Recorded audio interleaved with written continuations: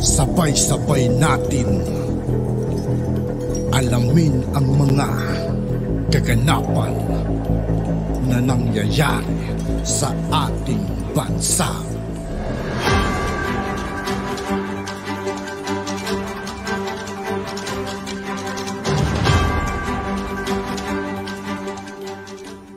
Yo, what's up mga kaibigan? This is I2K po again. Ngayon nandito ulit tayo sa channel ni Banat Kapanig TV. Dito naman ulit tayo magbibigay ng komento at reaksyon. Kaya samahan nyo ako guys. Let's go! Tataka kung paano nila kasi biggest so far to sa totoo lang ang laki. 2 tons, 2 tons, 1,800 kilos. Pag titignan mo yung mga nakaraang mga buy-bust or drug haul, hindi umabot ng ganito Ano kaya sa tingin nyo yung factor kung bakit ganyang karami or kalaki? Sige, comment nyo. Tingnan natin. Ngayon, ipapasa nila yung interview or questioning doon sa police. Pansinin nyo yung police. Pansinin nyo yung kanyang mata, yung gestures, yung kanyang galaw. Pansinin natin. Sige. Before you start asking questions, bakit mo pinangungunahan? Bakit mo pinapangunahan? Sabi, I'll warn you, he cannot talk about operational details. Bakit mo pinapangunahan? Tingnan nyo. Wait lang, lakihan ko Tingnan niyo yung mata niya. Tingnan nyo yung gestures niya. Ganyan ba ang proud na nakahuli ng 2 tons? Tingnan nyo. You should be proud. Head up high. Di ba? Be proud. Be confident. Ano yan? Confidence booster yan. Nakahuli ka ng 2 tons na shabu. Pero tingnan nyo. Kaya pag bigla kaming sasabat at sasabihin namin wag siyang... Pag bigla kaming sasabat, bakit ka sasabat? Don't you trust that person? That person, sabi nyo nga, ay nakahuli ng 2 tons na shabu. Confident yan. Are you trying to show us na nababahala kayo, baka magkamali siya doon sa script? Sige. Sasagot. That's because it's still ongoing. But he can tell you what happened. Kaya nga, tinatapik-tapik lang yung sundalo. Ay, sundalo. Police pala. Tapos nagstay siya doon sa likod. Bantay sarado Bantay sarado ni Marcos. Tingnan nyo tingnan nyo yung mata nitong police. Ano nangyari to? Ano to? Black eye ba to? Tingnan nyo itong sinasabi nila na 2 tons. Ako, I highly doubt na 2 tons ito. Hindi ito 2 tons. Alam mo, sa training sa military, sa police, walang training para makakaharap sa press. Bakit sabat ka ng sabat, Bongit? Nag-aalala ka ba? Iyan mo siya. Okay? Let it flow. Kung ano yung sasabihin niya. Talagang may tiwala ka dito sa police na to, sa officer na ito, si Captain.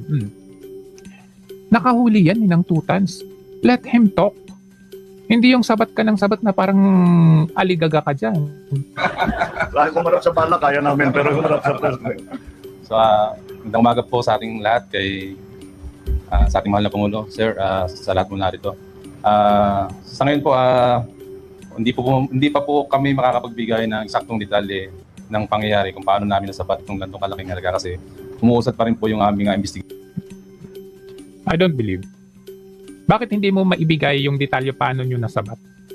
Di ba? Kung yung sasabihin mo na, okay, hindi pa namin masasabi yung detalye just like yung kung meron pang mga kasama ito, okay, pwede pa. Pero yung paano nyo nahuli, hindi nyo masabi? Posible naman yun. Ano po, ayaw po namin makompromiso yung mangyayaring hanggat may sampa po namin yung... You're not going to compromise kasi syempre gusto mong malaman ng tao, no? Just like, saan ba yun? Ito, papakita ko sa inyo. Sabi dito, ito ay tungkol doon sa 2 Chinese, no? Ito ay noong 2020 pa ni Duterte yan. 1.6 billion na worth in Cabanatuan. So, ito, detalyado siya. 2 Chinese national ayan, suspected, ayan, ganyan, apprehended by the operatives. Saan yan? Sa NAIA. Okay? Sa NAIA. At ang mga humuli ay yung BOC. Customs, kasama yung PDEA at yung interagency ng NAIA. So, paano nila nahuli? Okay? Sila ay nahuli and nabbed in Sumakap Sur, Cabanatuan City on Friday night in a joint control delivery operations conducted by, ayan. So detalyado siya. Pati kung sino yung mga nahuli, detalyado. Paano mako-compromise? Ano yung under investigation pa dyan? Nahuli mo na nga di ba? Ayan. So, shipment arrived at the PAL warehouse on October 24. Through the vigilance and intensified surveillance of BOC NAIA frontliners, ayan, kanila pong nahuli doon sa scanning, sa x-ray area ng physical examination. So, anong pinupunto natin yan? O, ayan, nakita nila. So, ibig sabihin, ang pinupoint natin dyan, detalyado. Hindi mo pwedeng sabihin na, hindi pa namin pwedeng sabihin kasi baka makompromise. Anong makokompromise? Nahuli na nga ninyo, di ba? Kabsat Alpi, thank you. Naghahabol ng palabas para may masabi kasi, oo nga, malapit yung SONA, tama. Malapit na yung SONA Sasabihin nila, paano yung drug war? Ito, the biggest drug haul in the Philippines, which is totoo naman. Laban po dun sa tao. Lamang po at maraming salamat po. Yun lang, di ba? Yan ba ang utos sa'yo ni Marcos? Huwag kang sumagot. Alis. Sabi ko na na-intercept niyo sa roadblock. So, meron po kaming regular na checkpoint. Nanginginig din yung boses. Ba't ka nanginginig? Be proud. Ikaw ay naging kasangkapan para mahuli. Yung driver na pa-English. Na sinasagawa po dito sa bahay na Latagtag.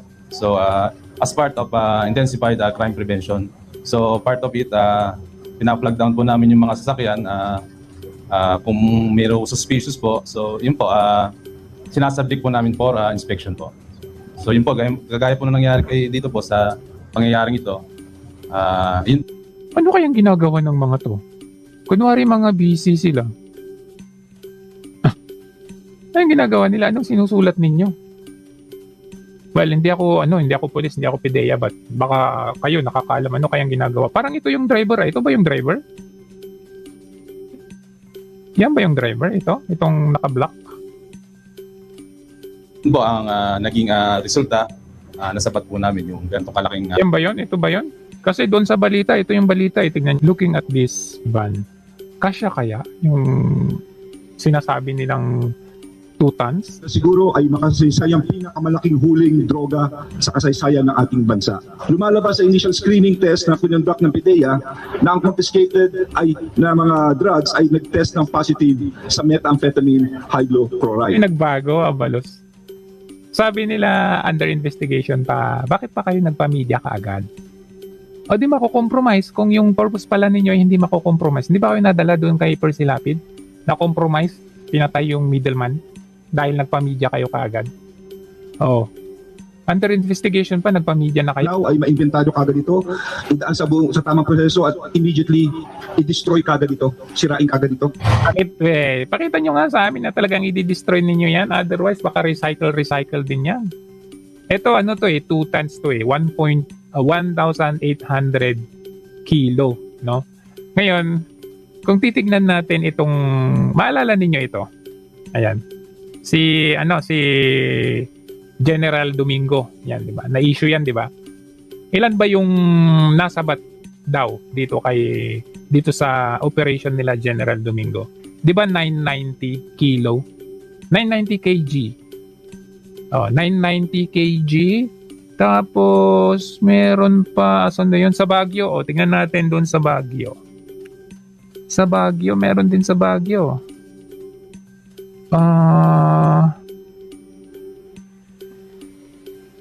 Okay. 990 kg.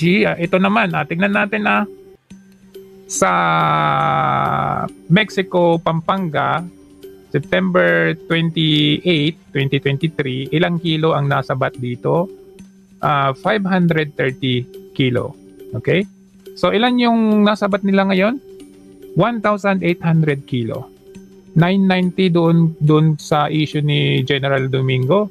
Tapos dito 530. So 990 plus 530 1,520. 1,520. Tapos meron sa Baguio. Tingnan natin sa Baguio.